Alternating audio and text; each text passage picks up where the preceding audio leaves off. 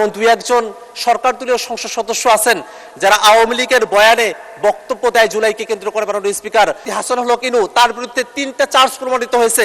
3টা চার্জে আলাদা আলাদা করে 10 বছর 10 বছর 10 বছর করে 30 বছরের সাজা হওয়ার কথা ছিল। কনকারেন্টলি মাত্র 10 বছরে সেটাকে সীমাবদ্ধ করে ফেলা হয়েছে। মাননীয় স্পিকার, সাভারে মানুষদেরকে হত্যা করার পরে তাদেরকে ভ্যানে রাখা হয়েছে, পুড়িয়ে দেওয়া হয়েছে। জাতিসংঘের রিপোর্টের মধ্যে স্পষ্টতই উল্লেখ করা হয়েছে আওয়ামী লীগ 2024 সালের জুলাইতে বাংলাদেশে মানবতা বিরোধী অপরাধ সংঘটিত করেছে এই আওয়ামী লীগ। আমরা যারা তরুণ বয়সের আছি, আমাদের জীবনে দেখা সব থেকে রক্তক্ষয়ী ঘটনা হলো জুলাই। জুলাই ঘটেছিল বলেই আজকে আমরা যারা এখানে সংসদে এসেছি, আমাদের এই সংসদে আসতে পারাটা সম্ভব হয়েছে জুলাই হয়েছিল বলেই। সেই জুলাই আমাদের ভাইদের সাহস এবং আত্মত্যাগ এবং আওয়ামীদের নৃশংসতার ঘটনায় ভরপুর। আমাদের ভাই আবু সাইদ 2 হাত প্রসারিত করে ওয়াসিম মিছিলে এসে আর মুক্ত মিছিলকারীদেরকে পানি পান করাতে করাতে এই অভ্যুত্থানে তারা জীবন দেন। এই অভ্যুত্থানে এত নৃশংসতার ঘটনা আওয়ামী লীগ ঘটিয়েছে। আমরা দেখেছি যে সাভারে মানুষদেরকে হত্যা করার পরে তাদেরকে ভ্যানে রাখা হয়েছে, পুড়িয়ে দেওয়া হয়েছে। কত মানুষ তারা ঘরের ভিতরে ছিলেন, শিশুরা, তাদেরকে রাস্তা থেকে আকাশপথ থেকে গুলি করে তাদেরকে হত্যা করা হয়েছে। কত মানুষকে জেলখানায় বন্দী করা হয়েছে। কত মানুষ তারা এখন আর দেখতে পারেন না, কারণ তাদের চোখগুলো অন্ধ হয়ে গেছে, তাদের দেখার দৃষ্টিশক্তি সেটা কেড়ে নেওয়া হয়েছে। কত মানুষ এখনো পর্যন্ত পঙ্গু হয়ে আছে, কত মানুষ হাঁটতে পারে না, কত মানুষ, কত পরিবার তারা তাদের স্বজনদেরকে এখনো পর্যন্ত ফিরে পায় নাই। এত নৃশংসতা, এত বর্বরতা, যার মধ্য দিয়ে আমরা একটা নতুন জুলাই পেয়েছি, সেই জুলাইয়ের মধ্য দিয়ে বাংলাদেশ একটা ফ্যাসিবাদী শাসন থেকে মুক্ত হয়েছে। আমরা যখন এই জুলাইয়ের হত্যাকাণ্ডগুলোর কথা বলি, গণহত্যা, মানবতা বিরোধী অপরাধের কথা বলি, সেই সময়টাতে আওয়ামী লীগ জুলাইয়ের যে ঘটনা বলেই আছে সেগুলোকে অস্বীকার করবার তারা চেষ্টা করে। তারা যে গণহত্যা করেছে সেটাকে তারা অস্বীকার করে। কিন্তু মাননীয় স্পিকার, তাদের এই অস্বীকারের যে যাত্রা সেটাকে ভঙ্গ করে দেয় জাতিসংঘের রিপোর্ট। জাতিসংঘের রিপোর্টের মধ্যে স্পষ্টতই উল্লেখ করা হয়েছে আওয়ামী লীগ 2024 সালের জুলাইতে বাংলাদেশে মানবতা বিরোধী অপরাধ সংঘটিত করেছে এই আওয়ামী লীগ। অতএব মাননীয় স্পিকার, আওয়ামী লীগ যতই নিজদেরকে প্রবোধ দেওয়ার চেষ্টা করুক না কেন, জাতির সামনে অস্বীকার করার চেষ্টা করুক না কেন, জাতিসংঘের এই রিপোর্টকে তারা মিথ্যা প্রমাণিত করতে পারবে না।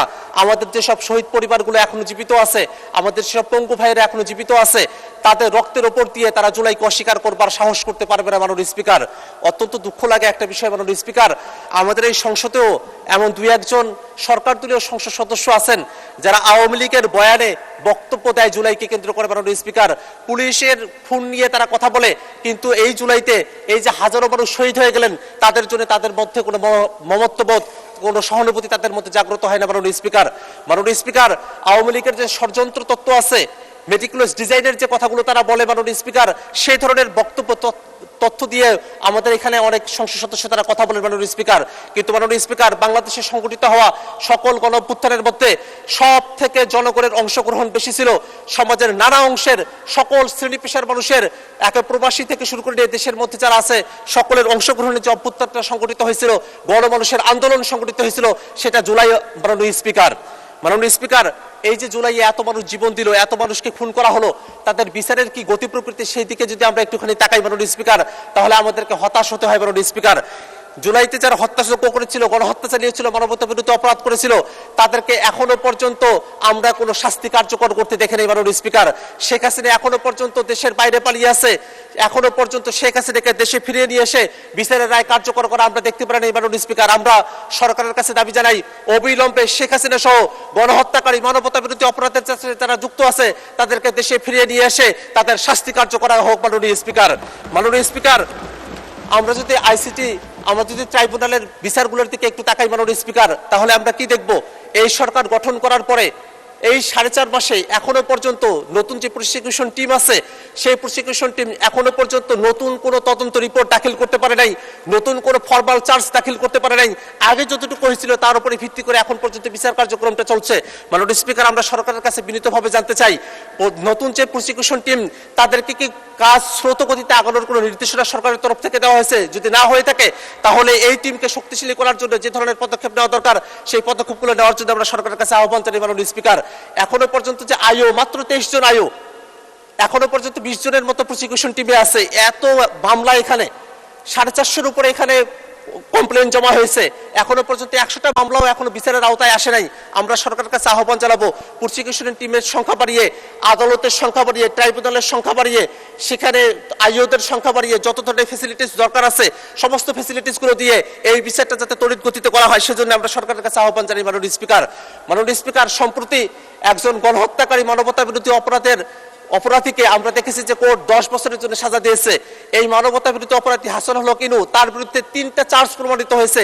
3টা চার্জে আলাদা আলাদা করে 10 বছর 10 বছর 10 বছর করে 30 বছরের সাজা হওয়ার কথা ছিল, কনকারেন্টলি মাত্র 10 বছরে সেটাকে সীমাবদ্ধ করে ফেলা হয়েছে। মাননীয় স্পিকার, আমরা সরকারের কাছে আহ্বান জানাই সরকার যেন আপিল করার মধ্য দিয়ে যেভাবেই সম্ভব হোক না কেন যারা এই গণহত্যার সাথে সংযুক্ত আছে, যারা মানবতা বিরোধী অপরাধের সাথে সংযুক্ত আছে তাদের সর্বোচ্চ শাস্তি কার্যকর করার দিকে উদ্যোগ গ্রহণ করে সেজন্য আমরা সরকারের কাছে আহ্বান জানাই। মাননীয় স্পিকার, মাননীয় স্পিকার, আওয়ামী লীগের বিচার নিয়ে বলা হয় যে দল আওয়ামী লীগ তারা দলগতভাবে এই গণহত্যা সংগঠিত করেছিল, সেই আওয়ামী লীগের দলগত বিচারের কি অবস্থা? আমাদের মাননীয় স্বরাষ্ট্রমন্ত্রী বলেছিলেন যে সেই ব্যাপারে তদন্ত চলছে, কিন্তু আসলে বাস্তবতা হলো সেই তদন্তের কোনো কার্যকারিতা এখনো পর্যন্ত নেই। সেই তদন্ত এখনো পর্যন্ত ঢিমে তালে চলছে, সেই তদন্ত এখনো পর্যন্ত আলোর মুখ দেখে নাই। আমরা সরকারের কাছে আহ্বান জানাবো অবিলম্বে দল হিসেবে আওয়ামী লীগ এর বিচার কার্যকর করার সমস্ত ধরনের পদক্ষেপ সরকারকে গ্রহণ করতে হবে। মাননীয় স্পিকার, মাননীয় স্পিকার, এটি তো হলো আইসিটির ভিতরের কথা।